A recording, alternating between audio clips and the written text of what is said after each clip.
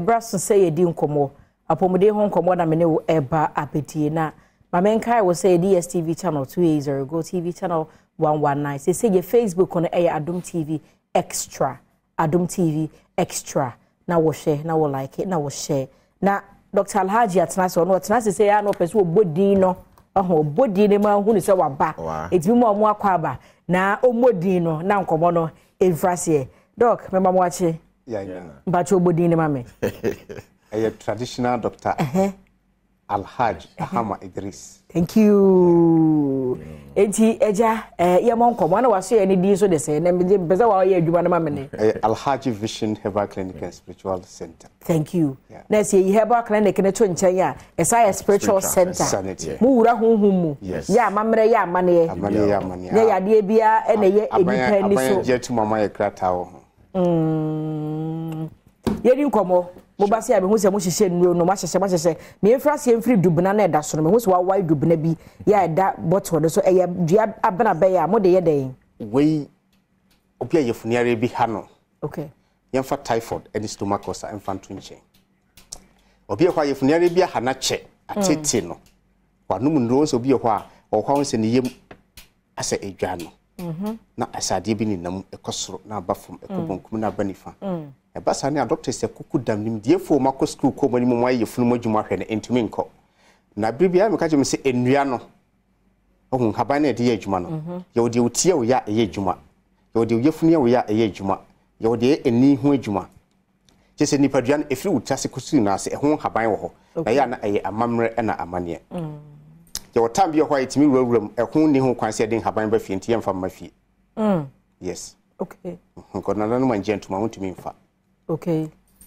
Nti Alhaji Vision ya branti bi amenya daji sam na nanom nase mo tete me amamre ne amane kwan so.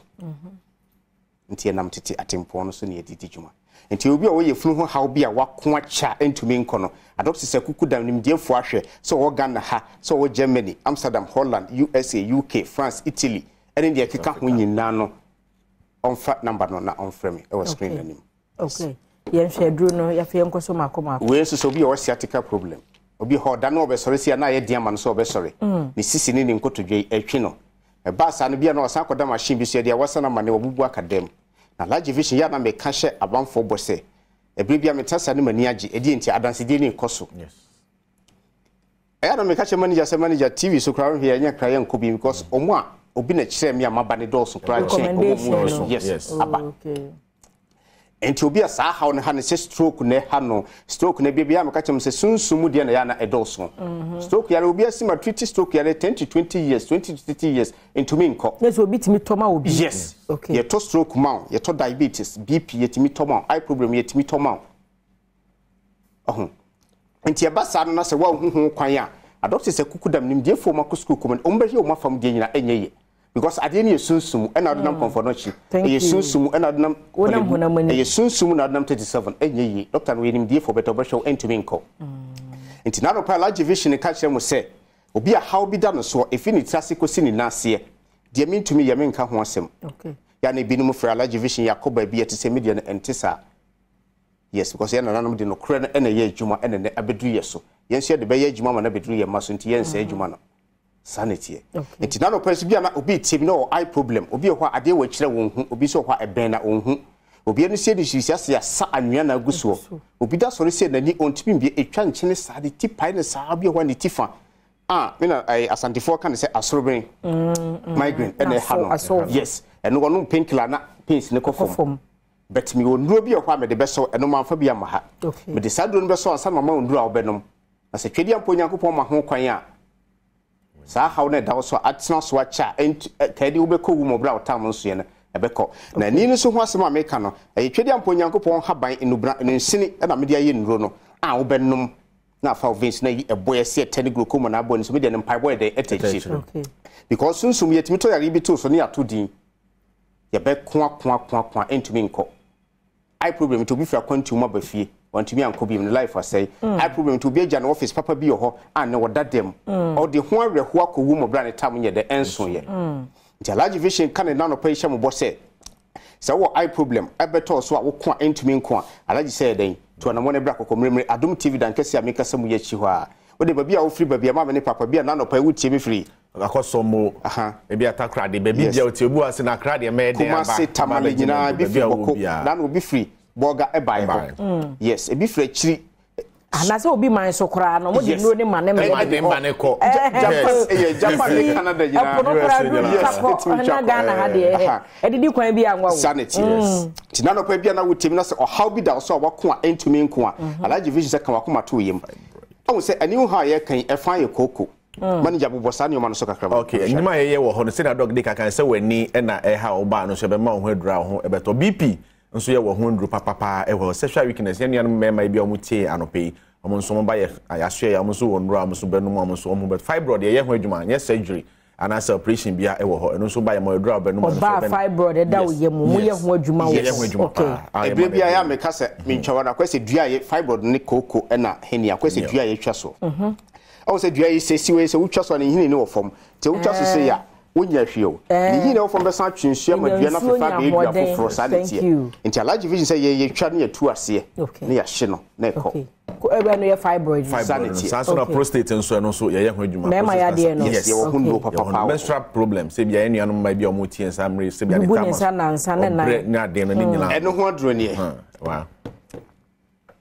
anyway let me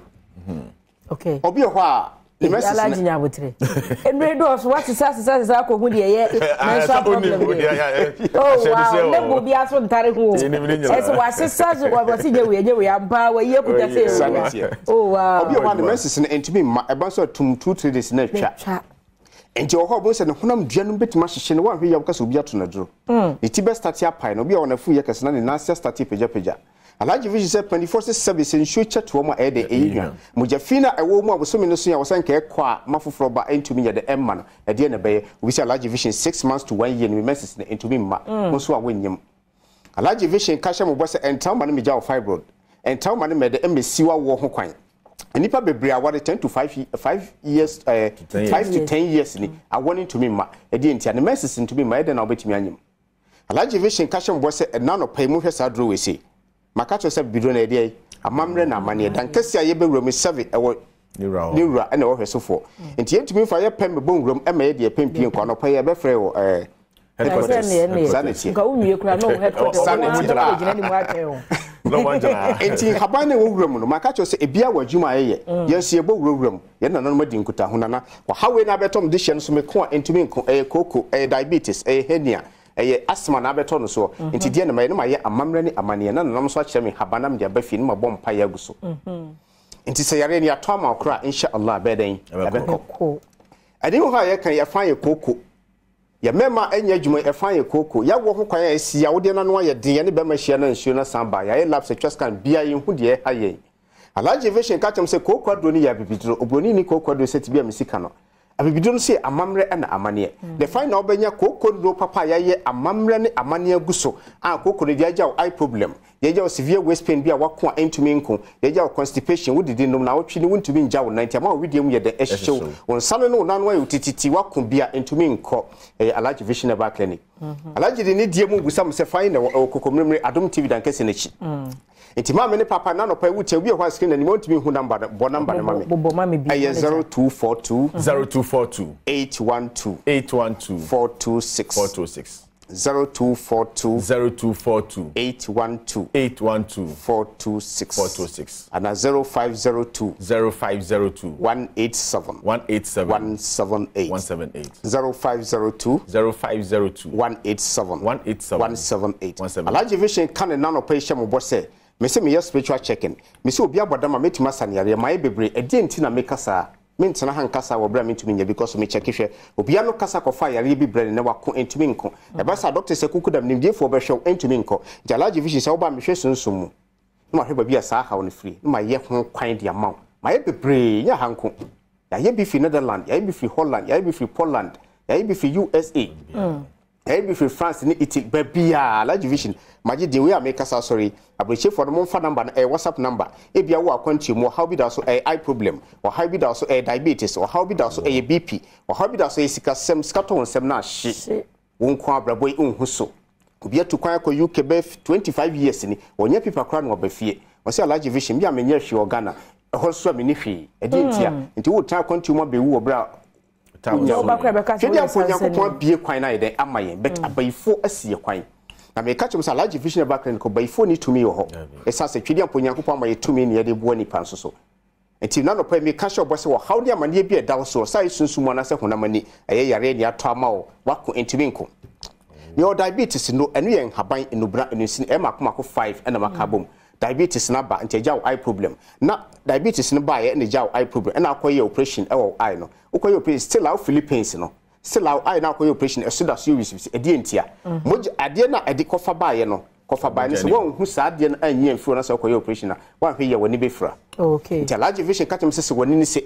efra de ampacho memfa ma ho e de no kra na ye adwuma ase yare bi na abaso de ato dingo koma yare bi na abaso ne ato din se die na hawo Alhaji se ka cataract tedi nyina mutu ase ni nyina be ma wondru a obenom na kokko nuru so maka kire wo se mi kokko nuru eyen haban enubra enusin e makomako 7 bema bi tim na no pa ogya ne na amuja nko anti si ama ne bema ne nyadwuma ebo ne tim ko na asi ne tirase Alhaji vision se wo ye bema na wo tim na no pa bema ne nyadwuma anya oba bi kra wontimi nya ne hwe se bebra ware ma ware na go edi ntia na oba na ware wontimi nyadwuma bebre ba Alhaji vision mitimi tu omufu no muko hwedre ekuta mi se wo ye bema na se na no pa wo tim na wo mema sam enko yie sisiare bia so mu atwe nti obema na ebo ne tim ko na asi ne tirase a hwedro yekutami kamakoma to me we yen haban enubra enusin e makomako 5 ene makabum eno ne ebia wo number se de eye okay obi tim na no pai owo akoma yare na kuma na doctor se kukudam nim diefo ahwe ne entumi nko na makato sen haban ye nipadua ne ye wodie ebia de ye modwuma sa haban we yekutami a media ye sade we obi o wakoma yare odi befra pure honey na watafre yes odi ye to aso sa ne ye de yanko me da say me da retentive memory okay eno so ebusia say Dr. Alhaji no atena se ode ne manager ne bae Alhaji Vision Herbal Clinic and Spiritual Center numbers no in a good screen no so me da me ho aba na nsa me kono o say happy birthday nkoma ne lovely wife Letitia Tachi or your midwife e was Sefi Bekwai Health Center. Letitia Tachi, happy birthday to you. We free Ukuno Isaac Abuaje Ampon or say Odomododo. Madame, who about the Akachino, Ebetwaso.